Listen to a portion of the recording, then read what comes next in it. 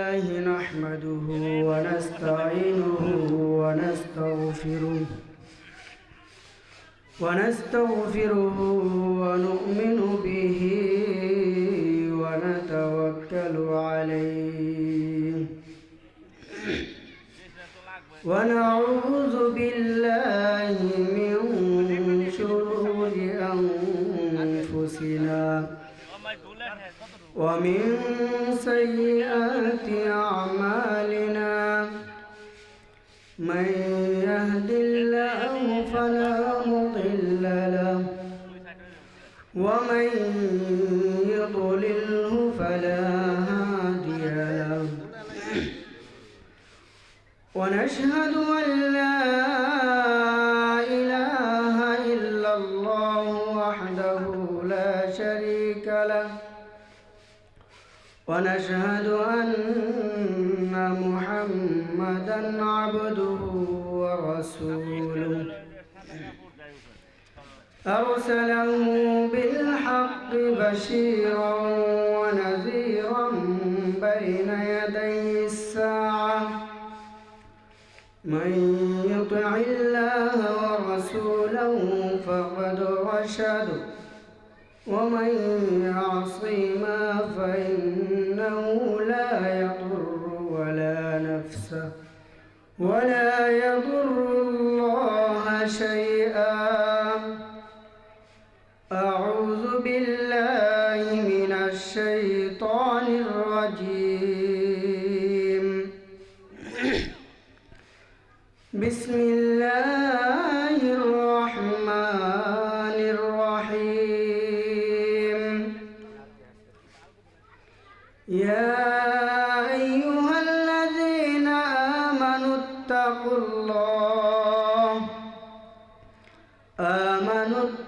الله حق تقاته ولا تموتن إلا وأنتم مسلمون وقال تعالى ومن يعمل سوءا أو يظلم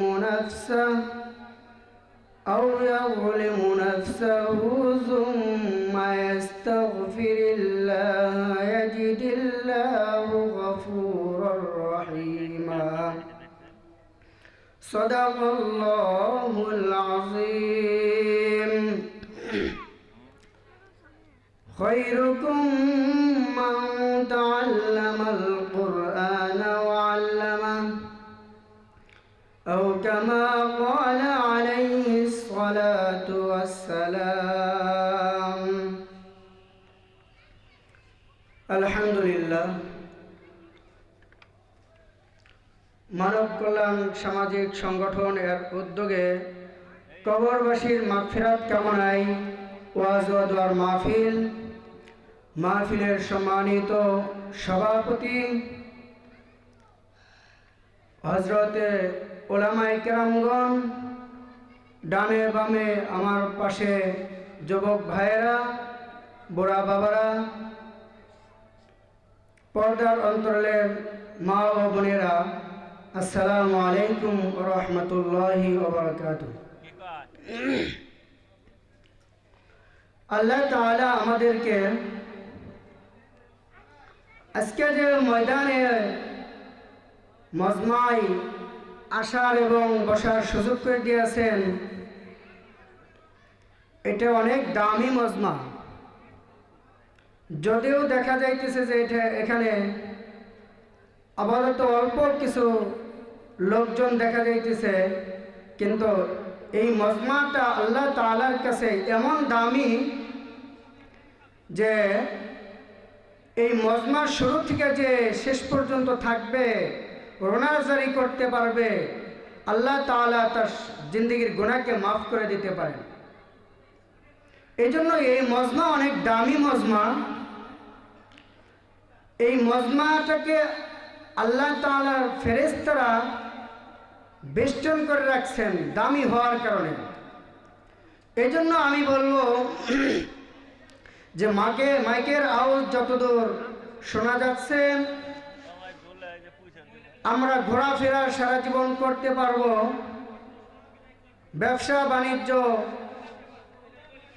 গল্প, বিভিন্ন রকমের আড্ডা দিতে পারবো, কিন্তু এই দামি নিয়ামত মাহফিলের যে সময়টা, এই মাহফিল আর আমরা পাবো না। এই সময়টার অনেক দাম। এই জন্য মাইকেরাও যতদূর যাচ্ছে সকলকে আমি আকুল আবেদন করছি যে এমন হইতে পারে আজকের রাতটি আমার আপনার জন্য শেষ রাত। যদি শেষ রাত হয়ে যায় আমার আর আপনার জন্য, তাহলে তো যদি নাকি আমরা গুনাহ মাফের মজমায় শরীক না হতে পারি, তাহলে তো আমাদের কপাল পুড়ে যাবে। এই জন্য সকলকে মানব কল্যাণ সামাজিক সংগঠন এর উদ্যোগে যে কবরবাসীর মাগফিরাত, সকলে যারা শুনতেছি মাইকের আওয়াজ, প্রত্যেকেরই বাবা মা আত্মীয় স্বজন এই কবরের মধ্যে শায়িত আছে। মাহফিলের পর দোয়া হবে, সকলের জন্য দোয়া করে আমরা বাড়িতে ফিরব। আশেপাশের সমস্ত মুসল্লিয়ান কেরাম মাহফিলের মধ্যে শরীক হয়ে যায়। আলহামদুলিল্লাহ, আল্লাহ তাআলার দরবারে লাখ কোটি শুকরিয়া যে মহান রব্বুল ইজ্জত আমাদেরকে কোরআন এবং হাদিস এর মজমায় বসার সুযোগ করে দিয়েছেন। এজন্য শুকরিয়া আদান করি আলহামদুলিল্লাহ।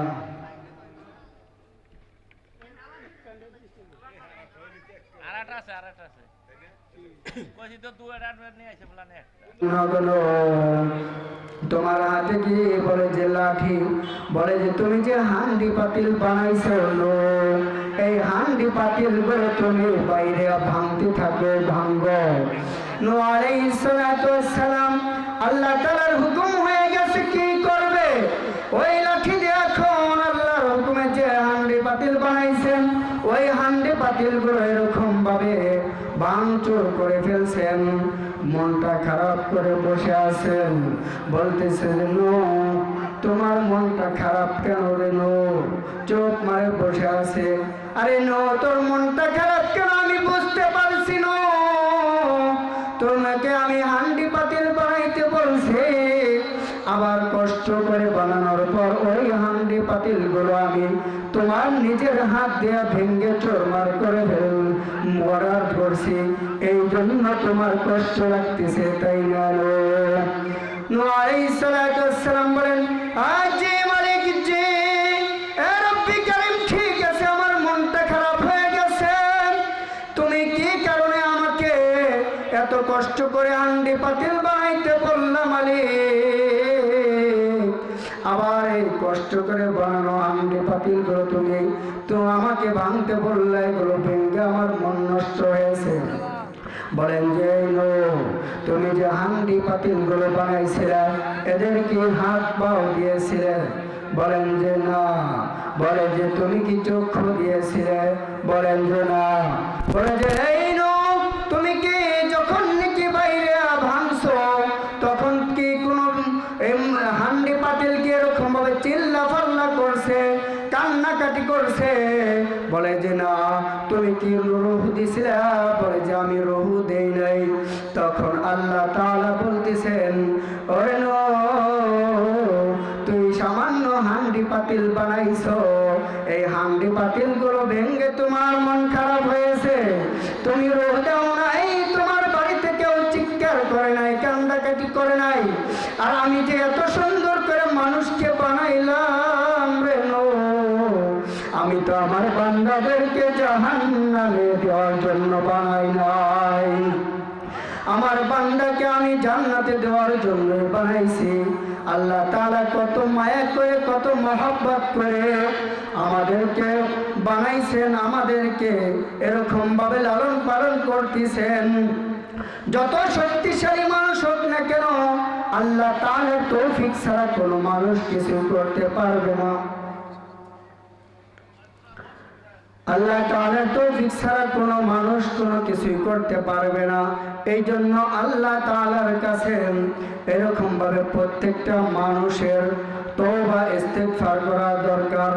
ছোট ছোট আমলের দ্বারাই অনেক বড় বড় জিনিস হাসিল হয়ে যায়, আল্লাহ তাআলা খুশি হয়ে যান। ইমাম হাম্বল ইবনে রাহমাতুল্লাহি আলাইহি এরকম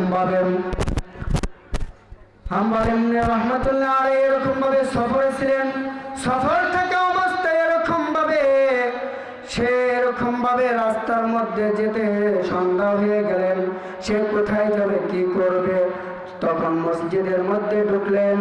মসজিদের মধ্যে ঢোকার পর এরকম ভাবে মাগরিবের নামাজ আদায় করলেন, এশার নামাজ আদায় করলেন। নামাজ আদায় করার পর এরকম ভাবে মুয়াজ্জিন সাহেব এসে বের করে দিতেছেন, এই আপনি বের হয়ে যান এখান থেকে, আমি মসজিদ তালা মারব। কিন্তু কোনো উপায় না পেয়ে সে কি করলেন, গভীর রাতে বের হয়ে গেলেন। গভীর রাত্রের ওখান থেকে বের হয়ে দেখলেন যে ঠান্ডার মধ্যে উনি যাইতেছেন। খেয়াল করে শেষ করে দেব। উনি কি করলেন, সফর অবস্থায় কোথাও না থাকতে পারে রাস্তাতে হাঁটতেছেন। ইমাম হাম্বল রহমতুল্লাহি আলাইহি, তো ইমাম হাম্বল রহমতুল্লাহি আলাইহি যখন নাকি হাঁটতেছেন, দেখেন যে এক মোড়ের মধ্যে যে এক রুটিওয়ালা রুটি বিক্রি করতেছেন। তখন ওই রুটি বিক্রেতাকে বলল যে, এই যুবক, আমি কি তোমার পাশে বসতে পারি? আমি কি তোমার সাথে এখানে বসে রাতটা কাটাইতে পারি? যুবক বললেন যে, হ্যাঁ, রাত কাটাইতে পারেন, বসতে পারেন, কোনো সমস্যা নাই, কোনো অসুবিধা নাই, আপনি বসেন। ইমাম হাম্বল রহমতুল্লাহি আলাইহি বসে গেলেন। বসে বসে দেখতেছেন ওই যুবক ছোট্ট একটি আমল করতেছেন। আমল করার সময় বলতেছেন, রুটি যখন নাকি বলতেছেন বানাইতেছেন, তখন বলে যে আস্তাগফিরুল্লাহ। যখন নাকি এরকম ভাবে রুটি তার মধ্যে সেকে, তখনও বলে আস্তাগফিরুল্লাহ। ওঠানোর সময় বলে আস্তাগফিরুল্লাহ। যখন বিক্রি করে তখনও বলে আস্তাগফিরুল্লাহ। যখন টাকা ধরে তখনও বলে আস্তাগফিরুল্লাহ। এই আমল দেখতেছেন হযরতে ইমাম হাম্বল রহমতুল্লাহি আলাইহি। এই আমল দেখে যুবককে বলে, ওগো যুবক, আমি তো কিছুক্ষণ ধরে তোমার পাশে বসেছি, তোমাকে আমি ছোট্ট একটি আমল করতে দেখতেছি, এই আমলটা তুমি কিসের জন্য ইস্তিগফার করো? বলে যে আমি এই আমল করার দ্বারাই আমি যত দোয়া করেছি, দুনিয়ার বুকে সমস্ত দোয়াই আল্লাহ তাআলা আমার সমস্ত দোয়াকে কবুল করেছেন, কিন্তু মাত্র একটি দোয়া এখনো কবুল হয় নাই, একটি দোয়া এখনো আমি কবুল করাইতে পারি নাই। ইমাম হাম্বল রহমতুল্লাহি আলাইহি বলেন, ওগো যুবক, তুমি কি দোয়া করো যে তোমার দোয়া কবুল হয় নাই?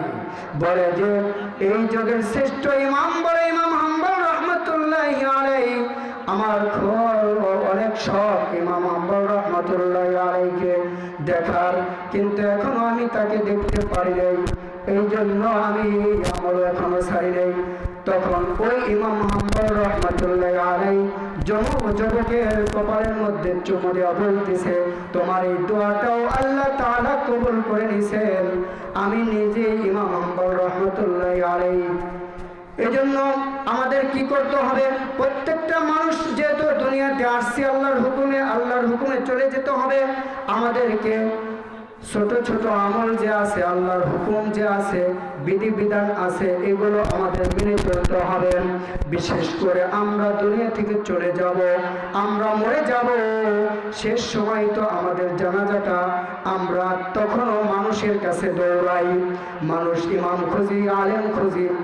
কিন্তু দেখেন বাবাজি, আপনাদের কবরস্থানের পাশে এমন একটি সুন্দর মাদ্রাসা, যেখানে নাকি ছোট্ট ছোট্ট মাসুম বাচ্চাদেরকে কোরআন তেলাওয়াত শিক্ষা করা হয়, কোরআনে হাফেজ বানানো হয়।